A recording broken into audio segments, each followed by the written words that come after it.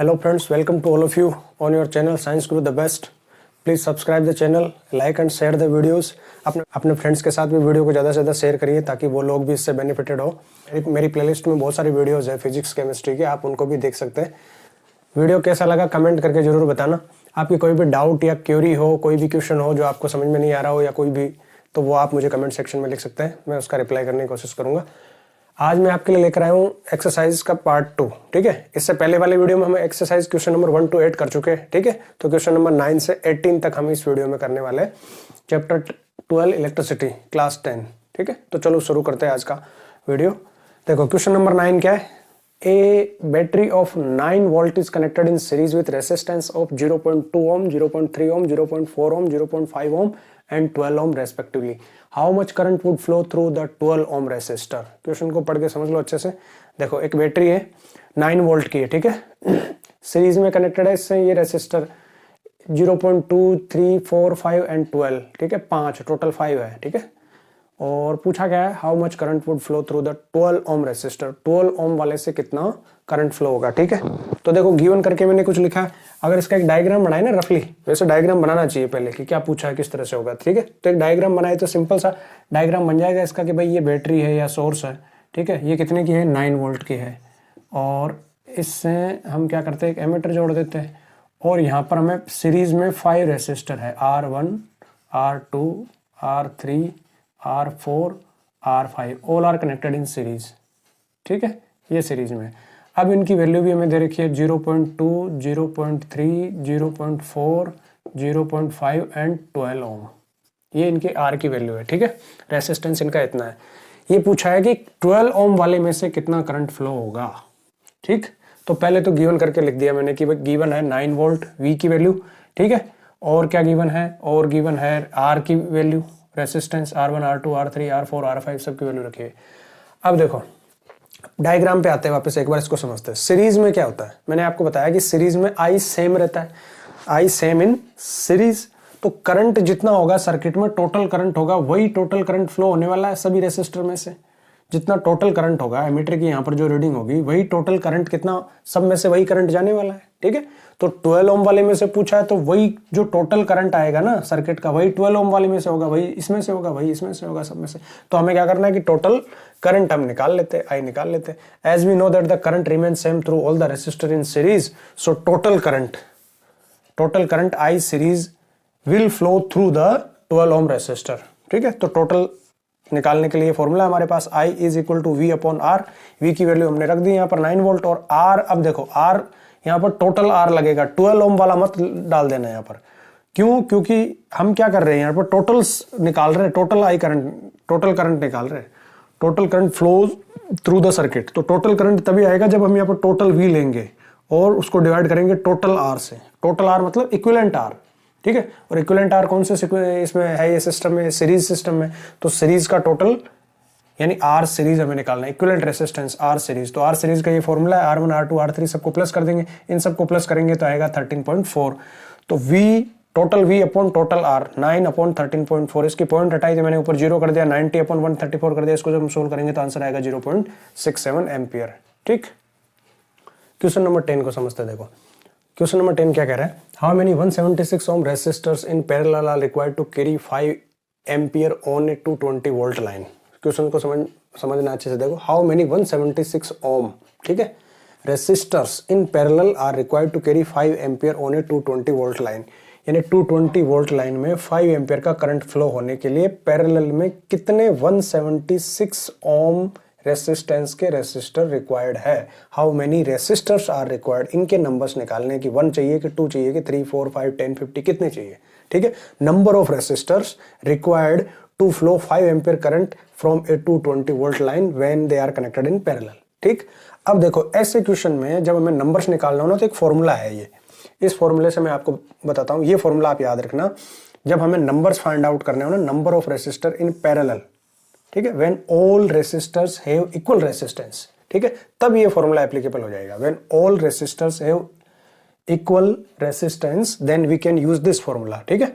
RP equivalent resistance of parallel is equal to R, यहाँ पर R है value of each resistance, है ना, इंडिविजुअल रेसिस्टेंस की वैल्यू कितनी है आर, जैसे यहाँ पर 176 है, अपॉन एन, एन यहाँ पर है टोटल नंबर ऑफ रेसिस्टर्स, ठीक है, टोटल नंबर ऑफ रेसिस्टर। इस फॉर्मूला से हमें एन ही निकालना, ठीक है।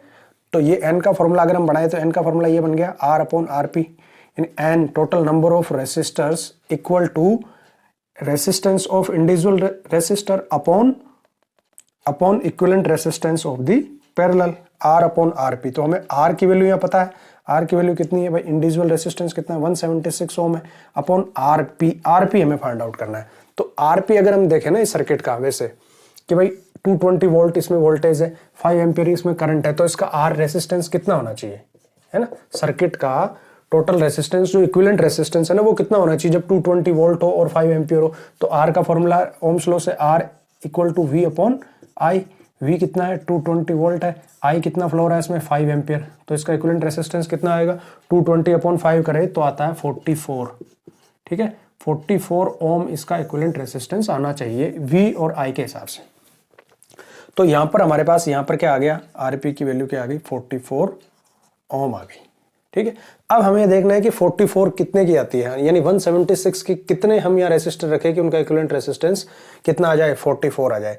तो अब हम एन की वैल्यू यहाँ से निकाल लेंगे भाई, n equal to 176 ohm upon 44 कितना हो गया 4 हो गया।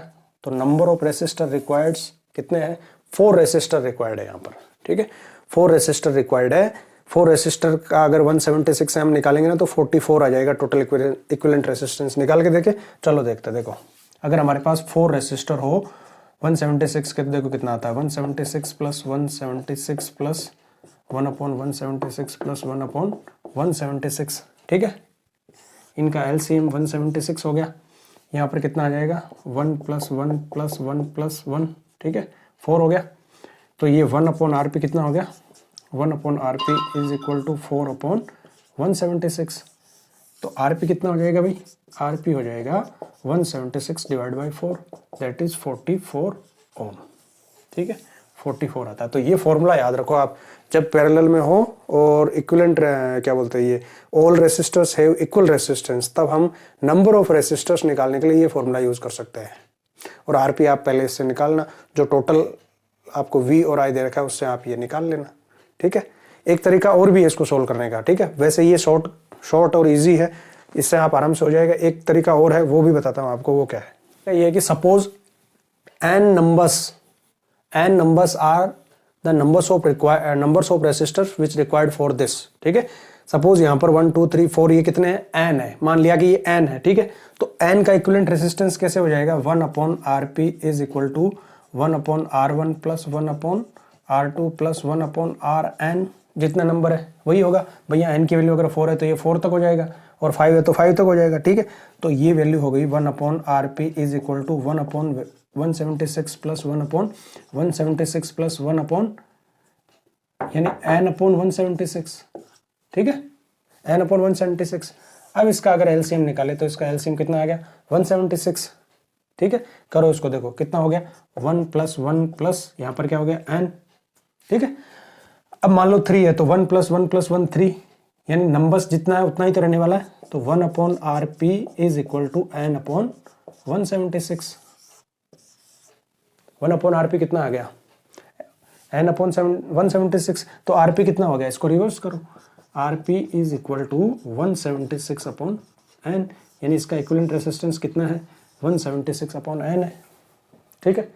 जब आर पी 176 अपॉन n है इसका, तो अब अगर हम ओम्स लॉ से v वाला फॉर्मूला लगाए कि v equal to I R, ठीक है, आई आर पी, तो v यहाँ पर कितना है 220 वोल्ट इक्वल टू आई की वैल्यू कितनी है 5 एम्पियर इंटू आर पी की वैल्यू कितनी है 176 अपॉन n।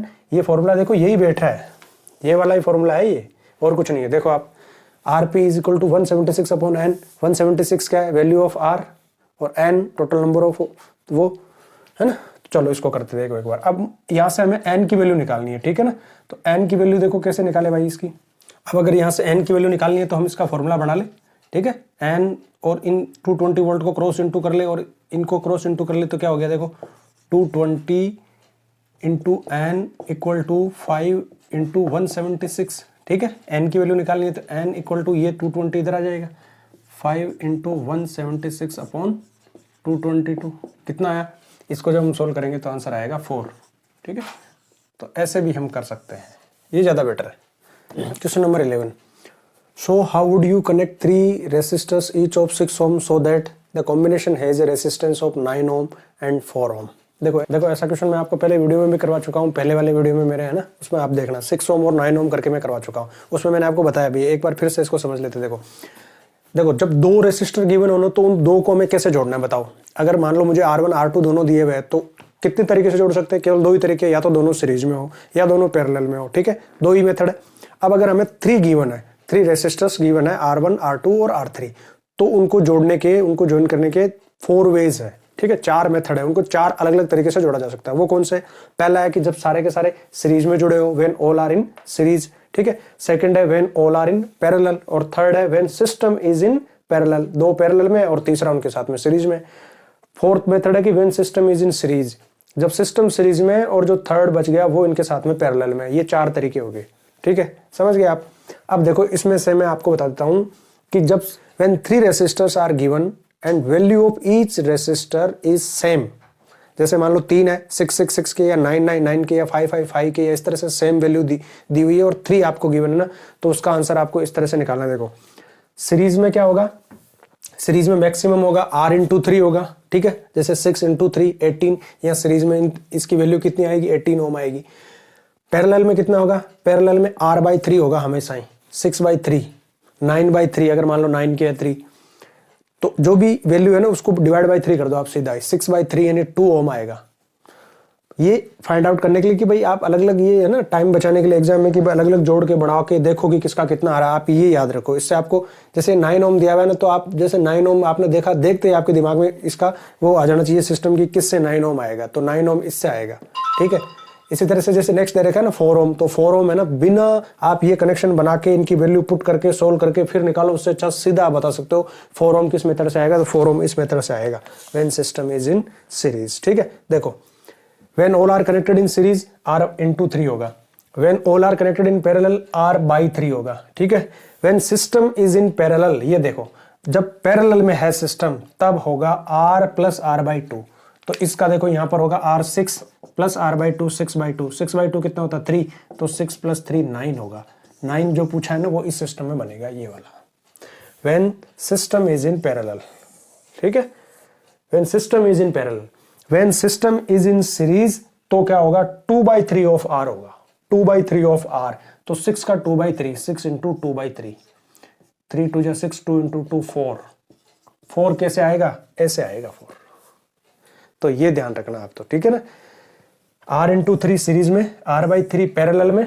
ठीक है, when system is in parallel, जब सिस्टम पैरेलल में है तो R plus R/2, और जब सिस्टम सीरीज में है, when system is in series, then 2/3 of R।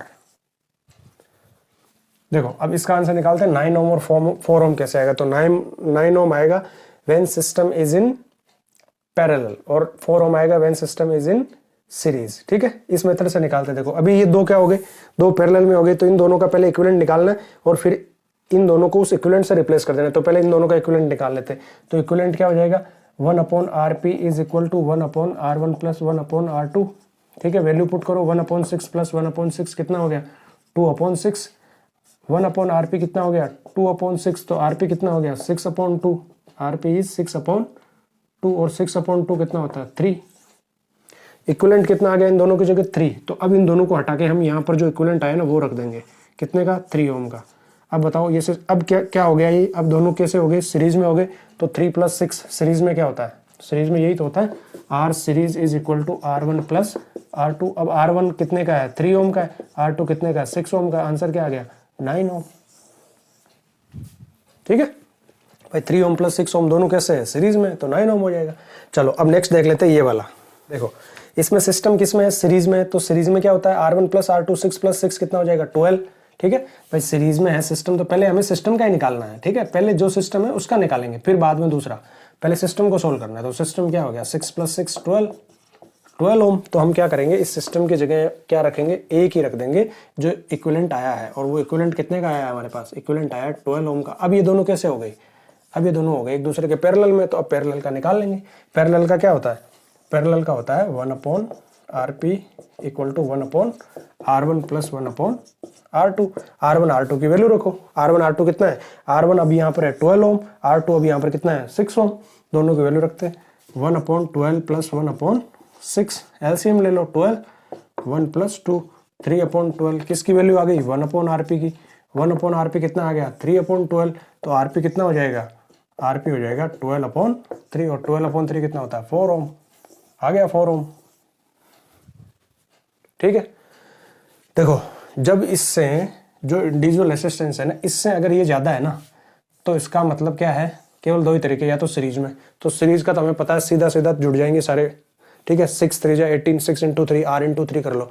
लेकिन अगर उतना नहीं आ रहा है तो फिर इस इंडिविजुअल से ज्यादा है ना, तो इसका मतलब क्या है, इसका मतलब ये है कि सिस्टम किसमें है, सिस्टम इज इन पैरेलल। ठीक है, और अगर इस गिवन से कम है तो इसका मतलब, जब गिवन से ये ज्यादा है ना, तो इसका मतलब है कि सिस्टम इज इन पैरेलल। ठीक है, देखो ये ज्यादा हो रहा है, ज्यादा कब होता है सीरीज में, तो एंड में हमें क्या करना है, जब सीरीज बने, लास्ट में जब हम सोल्व करें तब सीरीज वाला सिस्टम बनेगा, तो उसी में तो ज्यादा आएगा। अगर देखो यहाँ एंड में क्या बन रहा है, पैरेलल वाला सिस्टम बन रहा है, तो पैरेलल में जब हम इक्विवेलेंट डालने के बाद में, इक्विवेलेंट लगाने के बाद में अगर पैरेलल बन रहा है तो वो तो कम हो जाएगा, पैरेलल में आता है ना कम, तो अगर कम वाला है तो इसका मतलब लास्ट में हमें क्या बनाना है, हमें पैरेलल बनाना है। तो पहले सिस्टम क्या है, सीरीज में है, और यहाँ पर अगर ये गिवन से ज्यादा आ रहा है ना, इसका मतलब क्या है, ज्यादा कब होता है, सीरीज में होता है, तो लास्ट में हमें सीरीज बनानी है। तो सीरीज कब बनेगी, जब सिस्टम पहले पैरेलल में और उनका इक्विवेलेंट निकल के उनकी जगह क्या है, एक इक्विवेलेंट आए और फिर वो दूसरा सीरीज में हो। Next is question number 12। Several electric bulbs designed to be used on a 220 volt electric supply line are rated 10 watt. How many lamps can be connected in parallel with each other across the two wires of 220 volt line if the maximum allowable current is 5 ampere? Question समझ में आ गया आपको। बहुत सारे electric bulbs है जिसको इस तरह से डिजाइन किया गया है कि वो 220 वोल्ट लाइन को यूज कर सके, यानी 220 वोल्टेज पर उनको कनेक्ट किया जा सके। ठीक है, उनकी रेटिंग है 10 वाट, यानी एक बल्ब की पावर कितनी है, 10 वाट है। रेटिंग का मतलब हो गया पावर। ठीक है, 10 वाट पावर का वो बल्ब है। How many lamps, how many bulbs can be connected in parallel line with each other across the two wires of 220 volt line if the maximum allowable current is 5 ampere? अगर उस line में maximum current 5 ampere flow हो सकता है तो 10 watt power के कितने bulb हम लगा सकते हैं, ये क्वेश्चन है। How many bulbs, number of bulbs पता करना है। ठीक है, तो देखो यहाँ पर हम दो तरीके से पता कर सकते हैं। एक तो ये कि भाई टोटल सर्किट की, टोटल जो सर्किट है, इस सर्किट की पावर कितनी है। टोटल सर्किट की पावर अगर हम निकाल ले, और हमें एक बल्ब की पावर दे रखी है 10 वाट। ठीक है, टोटल सर्किट की जैसे पावर आएगी यहाँ पर 1100। ठीक है, टोटल पावर 1100 है, एक बल्ब को कितनी चाहिए, 10 चाहिए, तो कितने बल्ब लगा सकते हैं, 1100 अपॉन 10, 110 इसका आंसर आ जाएगा। 110 बल्ब्स कैन बी कनेक्टेड है। दूसरा तरीका ये है कि हम एक बल्ब को कितना करंट चाहिए वो निकाल लें, और फिर टोटल करंट कितना है, उस टोटल करंट में उस एक बल्ब का जितना करंट है उससे हम डिवाइड कर दे, तो हमें पता चल जाएगा नंबर ऑफ बल्ब्स कितने हैं।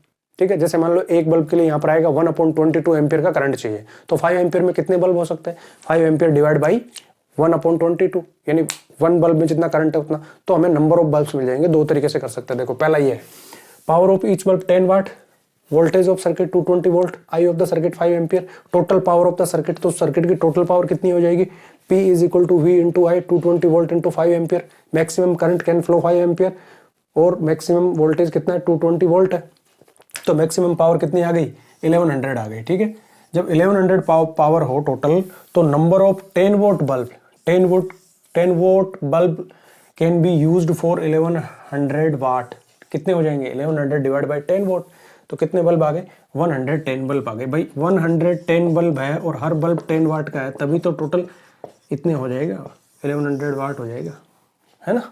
आ गया। दूसरा तरीका ये है कि आई ऑफ ईच बल्ब, हम ईच बल्ब के लिए कितना आई रिक्वायर्ड है वो निकालते हैं, तो आई बी सी फॉर्मूले से, पी वाले फॉर्मूले से निकाल सकते हैं, वी इंटू आई, तो आई का फॉर्मूला बन गया P upon V. P each bulb का पी कितना है, 10 watt, 10 watt upon total voltage. ठीक है, टोटल, क्योंकि कौन सा है, पैरेलल, पैरेलल में है ना, with each other across the wires in parallel, तो पैरेलल में वोल्टेज क्या होता है, डिवाइड नहीं होता, इक्वल वोल्टेज रहेगा, तो हर बल्ब को उतना ही वोल्टेज मिलने वाला है, तो बल्ब की पावर अपॉन बल्ब को जितना वोल्टेज मिलेगा वो, तो P अपॉन वी आई आ गई। तो ये बल्ब को, एक बल्ब को, सिंगल बल्ब को इतना आई चाहिए। जब एक को इतना चाहिए तो total number of bulb for 5 ampere, तो 5 एम्पियर में कितने बल्ब ऐसे हम कनेक्ट कर सकते हैं, है ना, total current upon current of 1 bulb equal to number of bulb, 5 ampere upon 1/22 ampere. ठीक है। ये 22 ऊपर चला जाएगा तो 5 इंटू 22, नीचे 1 है, इसका कोई मतलब नहीं है। 5 इंटू 22 कितना होता है 110। सो 110 bulb can be connected in between the to wires. A hot plate of an electric oven connected to a 220 volt line has two resistance coils A and B, each of 24 ohm resistance, which may be used separately in series or in parallel. What are the currents in the three case? ठीक है, 3 cases बन रहे हैं यहाँ पर और हमें तीनों में अलग अलग करंट की वैल्यू निकालनी है। एक हॉट प्लेट है किसी ओवन की और उसमें 2 कोयल है, कोयल ए और कोयल बी। ठीक है, मान लो ये कोयल ए है और ये कोयल बी है। ईच ऑफ 24 ओम रेसिस्टेंस, दोनों का 24 ओम रेसिस्टेंस है। आर की वैल्यू 24 है। मे बी यूज्ड सेपरेटली, इनको अलग अलग यूज किया जा सकता है। ठीक है, और सीरीज में यूज किया जा सकता है और पैरेलल में यूज किया जा सकता है। तो 3 केस बन गए। When used separately means when only one is used, when both are used in series, और थर्ड केस बन गया when both are used in parallel. तो ये 3 केस बन गए। पहला केस देखो, व्हेन यूज्ड सेपरेटली, जब सेपरेटली यूज की जाएगी तो केवल एक ही कोयल काम में आएगी, दूसरी कोयल क्या रहेगी ऑफ। ठीक है, ओनली वन कोयल। तो अब यहां पर आपको करंट निकालना है। आई का फॉर्मूला ओम्स लॉ से V अपॉन R, V कितना है 220 वोल्ट। ठीक है, 220 वोल्ट लाइन, ये देखो 220 वोल्ट लाइन है। ठीक है, V अपॉन R, तो एक ही कोयल रहेगी तो उस एक का वही R रहेगा जो जितना है 24, तो 220 अपॉन 24 करंट आ गया 9.166 ampere. Second case, when used in series, when both are used in series, जब दोनों सीरीज में आएगी तो यहाँ पर क्या होगा, दोनों का रेसिस्टेंस ऐड हो जाएगा। 24 प्लस 24 कितना हो जाएगा 48 हो जाएगा। तब करंट कितना हो जाएगा V upon R series, R series कितना हो गया 48, 220 अपॉन 48 4.58 एम्पियर आ गया।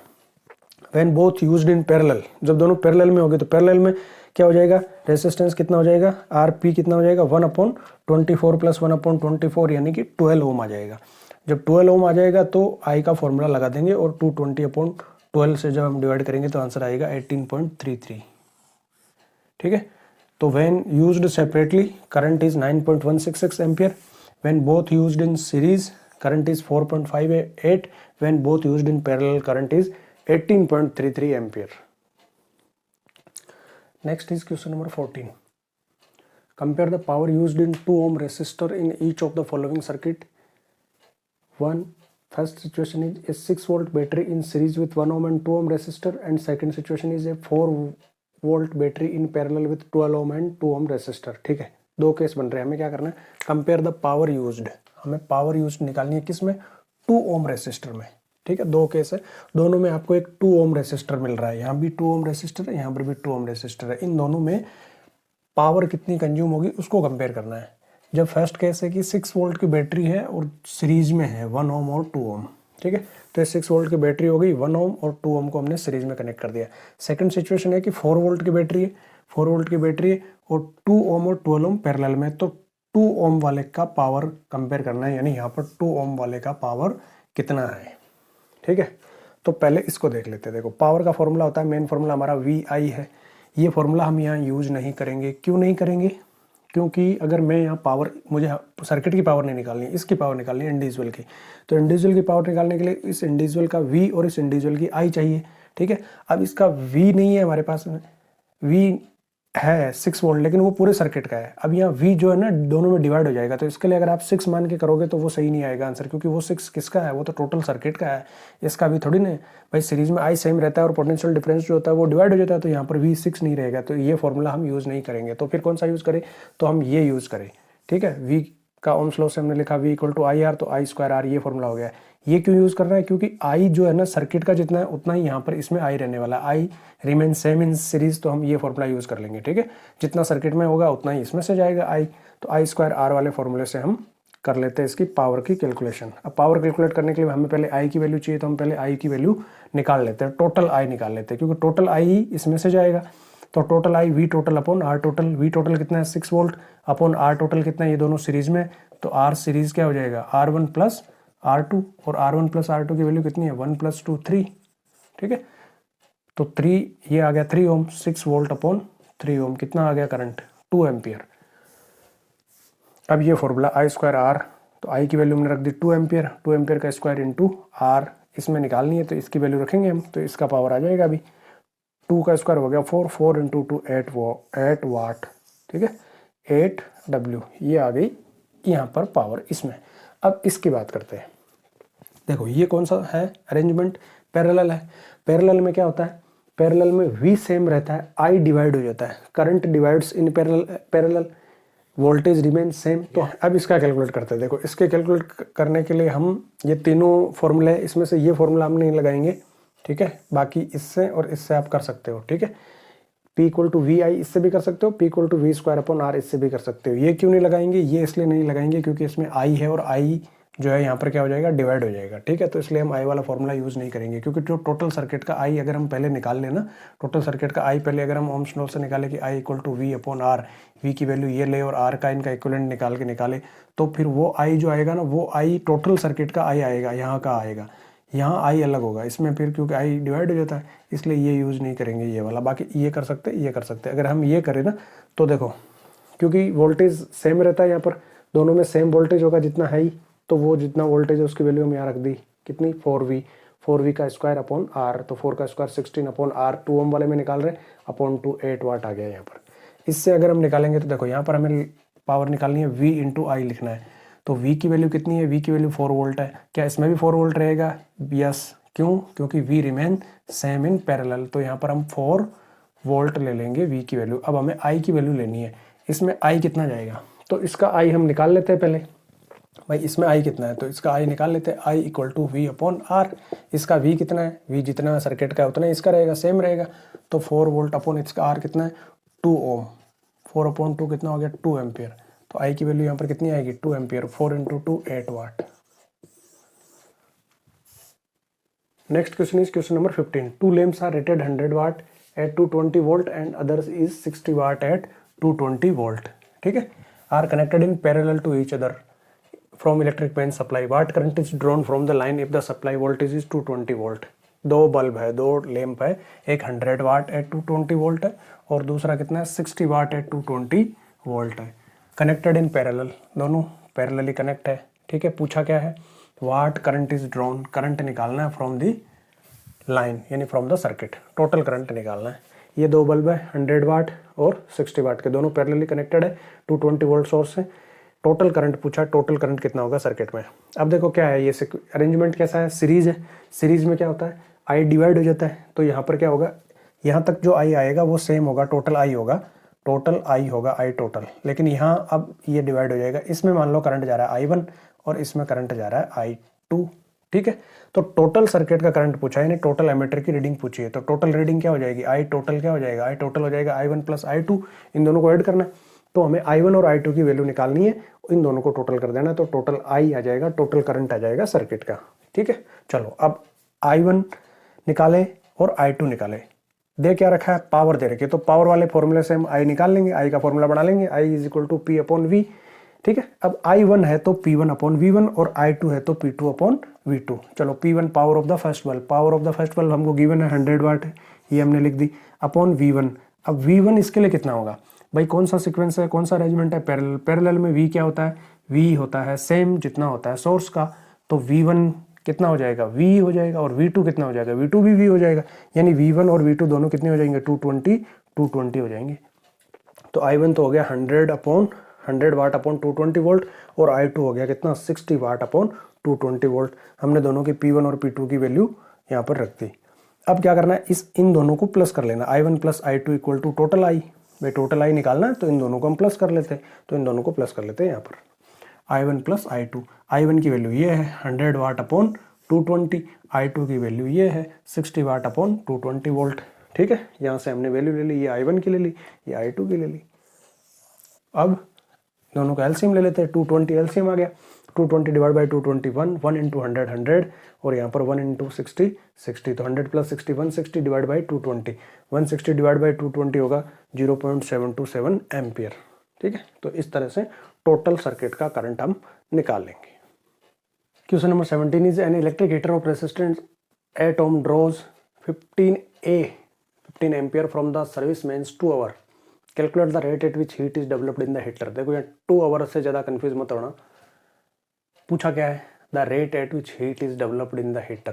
देखो heat is developed in the heater, थोड़ा सा कंफ्यूजन है, निकालना क्या है, हीट निकालनी है, ठीक है। अगर वैसे देखें तो हीट इज डेवलप्ड है ना, हीट इज डेवलप्ड, ये कैलकुलेट करना है। लेकिन इससे पहले देखो क्या लिख रखा है, rate at which heat is developed, ठीक है, rate at which heat is developed. तो हीट तो हो गई एनर्जी, एनर्जी मत निकाल देना यहाँ पर, ठीक है, एच मत निकाल देना, एनर्जी का फॉर्मूला लगा के, गलत है क्योंकि क्या पूछा है, रेट एट विच हीट, तो rate at which energy, so rate at which energy, rate of energy क्या होता है, पावर, पावर निकालना है, ठीक है।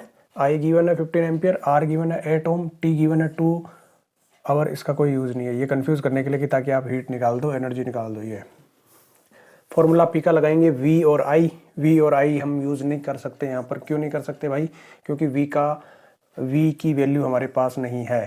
तो चलो दूसरा कर लेते हैं मॉडिफाई। इसके तो 3 फॉर्मूले हैं, P equal to V I, P equal to I square R और P equal to V square upon R, ये 3 फॉर्मूला है इसके। तो ये लगा लेते हैं, आई स्क्वायर आर वाला लगा लेते हैं, ठीक है। चलो ये नहीं लगेगा क्योंकि इसमें भी वी पूछा है। आई स्क्वायर आर, तो आई की वैल्यू गिवन है 15 इंटू 15 इंटू आर की वैल्यू 8 ओम, 225, अगर इसको इंटू करेंगे तो आएगा 225 इंटू 8, ये हो गया 1800 वाट, यानी कि 1800 जूल पर सेकंड। ये भी सही है, ये भी सही है, वाट ही तो जूल पर सेकंड होता है, ठीक है। Question number 18 is explain the following. इस क्वेश्चन का आंसर वैसे तो मैं आपको है ना टॉपिक में सब जगह दे चुका हूँ, ये जितने भी क्वेश्चन है ना 18 में, इनके सब में अलग अलग वीडियो में जहाँ जहाँ ये टॉपिक आए थे मैंने सबको एक्सप्लेन कर दिया। फिर भी मैं आपको यहाँ पर एक बार फिर से बता देता हूँ। देखो, why is the tungsten used almost exclusively for bulb filament, ठीक है। बल्ब फिलामेंट के लिए टंगस्टन क्यों यूज किया जाता है, तो इसका रीजन है का इसका हाई मेल्टिंग पॉइंट और हाई रेसिस्टिविटी होता है। Because of its high melting point that is 3380 degree Celsius and high resistivity, it does not melt and does not burn eight high temperature. Bulb में क्या होता है, हीटिंग इफेक्ट पे काम करने वाली डिवाइस से ज़्यादा हीट प्रोड्यूस होगी, ज़्यादा हीट प्रोड्यूस होगी तो हमें ऐसी मेटल चाहिए जिसका पहली बात तो मेल्टिंग पॉइंट बहुत ज़्यादा हो, ताकि ज़्यादा हीट पर भी वो मेल्ट ना हो। दूसरा, हमें वहाँ पर कोई ऐसी मेटल चाहिए जो बर्न नहीं हो, है ना, यानी इतनी ज़्यादा टेम्परेचर पर भी वो बर्न नहीं हो। तो ये दोनों ही करेक्टरिस्टिक्स रखती है टंगस्टन, इसलिए एक्सक्लूसिवली टंगस्टन को यूज़ करते हैं because of its high melting point and high resistivity. High resistivity या हाई हीट प्रोड्यूस करेगी, ठीक है, और जो हीट होगी वो फिर लाइट में कन्वर्ट होकर फिर वो इमिट करेगी, ठीक है। सेकंड बी पार्ट यहाँ पर है, why are the conductors of electric heating devices such as bread, toaster and iron made up of alloy rather than a pure metal.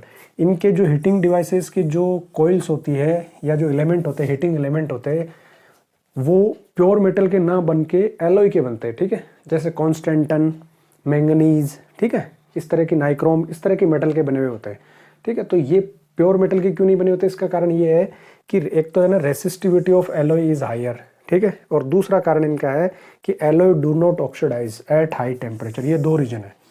पहला तो है कि resistivity of alloy is higher than their constitute metals, ठीक है, जो उनकी constitute metal है उनकी बजाय इनकी रेसिस्टिविटी ज़्यादा है। रेसिस्टिविटी ज़्यादा होने से क्या होगा, हीट ज़्यादा प्रोड्यूस होगी क्योंकि H is directly proportional to R, ठीक है। तो ज़्यादा रेसिस्टिविटी होने से ज़्यादा हीट प्रोड्यूस करेगी मेटल की बजाय एलॉय, और हमें हीटिंग डिवाइसेस में ज़्यादा हीट ही चाहिए। दूसरा रीजन यहाँ पर है because alloy do not oxidize at high temperature, ठीक है। हायर टेम्परेचर पे जब इतना ज़्यादा टेम्परेचर प्रोड्यूस होगा हीटिंग डिवाइसेस में, तब इतने ज़्यादा टेम्परेचर पे अगर हम प्योर मेटल यूज़ करेंगे जैसे कॉपर और इस तरह की ये मेटल यूज़ करेंगे ना, तो ये ऑक्सीडाइज हो जाएगी, बर्न हो जाएगी, ठीक है, बर्न हो जाएगी वो, जबकि ये हाई टेम्परेचर पे भी बर्न नहीं होती, ऑक्सीडाइज नहीं होती। सी पार्ट इसका है, why series arrangement not used in domestic circuit. Domestic circuit में हम सीरीज अरेंजमेंट क्यों नहीं यूज़ करते, तो क्योंकि सीरीज के कुछ डिसएडवांटेजेस है जो मैंने यहाँ लिखे। देखो, पहला तो ये है कि total resistance increases as R series is R1 plus R2 plus R3 plus R4, जितने भी जुड़े हुए सबका जुड़ जाएगा आपस में, इसलिए टोटल रेसिस्टेंस जब इंक्रीज हो गया तो सर्किट में करंट क्या हो जाएगा, डिक्रीज हो जाएगा, as R is equal to V upon I। जब R इंक्रीज हो गया तो I डिक्रीज हो जाएगा, इसलिए सफिशिएंट करंट नहीं मिलेगा डिवाइसेस को। दूसरा पॉइंट यहाँ पर है कि वोल्टेज डिवाइड्स। भाई सीरीज में क्या होता है, सीरीज में I तो सेम रहता है, सब में सेम करंट जाएगा, लेकिन जो V है वोल्टेज वो डिवाइड हो जाता है, सब में सेम वोल्टेज नहीं मिलेगा। जब वोल्टेज नहीं मिलेगा सेम तो V प्रोपोर्शनल I, ठीक है। जब लो वोल्टेज रहेगा तो लो I मिलेगा डिवाइसेस को, तो लो I पर यानी करंट की वैल्यू जब कम रहेगी तो डिवाइसेस ऑपरेट नहीं होगी, प्रॉपरली ऑपरेट नहीं हो पाएगी, ठीक है। Voltage divide in series, so devices will get low voltage and small current. तीसरा पॉइंट है कि if we switch on off one device, all devices of that circuit will be switch on off, क्योंकि उस circuit से जुड़ी हुई सारी की सारी डिवाइस एक साथ ही स्विच ऑन होगी और एक साथ ही स्विच ऑफ होगी। Question D of 18 is how does the resistance of a wire very with its area of cross section. ठीक है, resistance area of cross section के साथ किस तरह से वेरी करता है, तो हम जानते हैं resistance R is inversely proportional to the area. If area increases resistance will decreases. ठीक है, if area increases resistance will decrease, if area increase resistance will decrease, क्योंकि इनवर्सली प्रोपोर्शनल है और लेंथ से क्या होता है, डायरेक्टली प्रोपोर्शनल होता है। नेक्स्ट है why are copper and aluminium wires used for electricity transmission. Electricity transmission lines में एल्यूमिनियम और कॉपर ही क्यों यूज किया जाता है, तो उसका आंसर ये है कि इनकी लो रेसिस्टिविटी होती है। लो रेसिस्टिविटी होने से क्या हो जाएगा, ये गुड कंडक्टर हो जाएंगे। भाई रेसिस्टिविटी रो, ठीक है, रो इनकी लेस है। रो क्या होता है, rho is R A upon L, यानी ए और एल को छोड़ो आप, रो किसके प्रोपोर्शनल है, आर के। अगर रेसिस्टिविटी लेस है तो रेसिस्टेंस भी लेस हो जाएगा, और जब रेसिस्टेंस लेस हो जाएगा तो क्या हो जाएगा, आई क्या हो जाएगी, ज़्यादा, क्योंकि रेसिस्टेंस और आई में क्या है, इनवर्सली प्रोपोर्शनल है। भाई आर इज इक्वल टू क्या होता है, वी अपॉन आई। अगर आर कम है तो आई ज़्यादा रहेगा। तो इनकी रेसिस्टिविटी कम होने से क्या हो गया, ये गुड कंडक्टर ऑफ इलेक्ट्रिसिटी है, और गुड कंडक्टर ऑफ इलेक्ट्रिसिटी है तो जो मैक्सिमम करंट जो भेजा जाता है वही आगे तक पहुंचता है।